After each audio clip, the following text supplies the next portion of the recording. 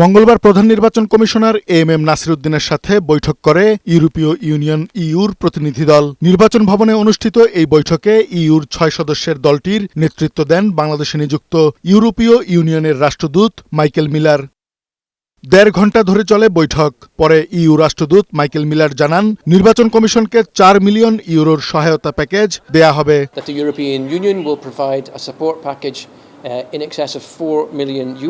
আজ আমরা বিশেষভাবে এসেছি বাংলাদেশ নির্বাচন কমিশনকে জানাতে যে ইউরোপীয় ইউনিয়ন ৪ মিলিয়ন ইউরোর বেশি সহায়তা দেবে, যাতে বাংলাদেশ আন্তর্জাতিক মান বজায় রেখে নির্বাচন আয়োজন করতে পারে।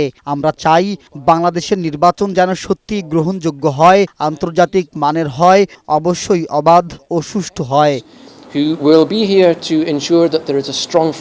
মাইকেল মিলার আরও জানান, আগামী মাসে বাংলাদেশে একটি বিশেষজ্ঞ দল আসবে। গণতন্ত্র উত্তরণে বাংলাদেশকে সমর্থন করে EU. Bangladesh is a priority in terms of a potential European Union election observation mission. ইউরোপীয় ইউনিয়ন বাংলাদেশকে একটি অগ্রাধিকারমূলক দেশ হিসাবে বিবেচনা করছে, বিশেষত সম্ভাব্য ইউরোপীয় ইউনিয়ন নির্বাচন পর্যবেক্ষণ মিশনের জন্য। আগামী মাসে প্রযুক্তিগত বিশেষজ্ঞদের একটি দল বাংলাদেশে আসবে। বিশেষজ্ঞদের কাজ হবে এখানে নির্বাচন পর্যবেক্ষণ মিশন পাঠানোর জন্য সঠিক পরিবেশ তৈরি হয়েছে কিনা তা যাচাই করা। কাজী ফরিদ, বৈশাখী সংবাদ, ঢাকা।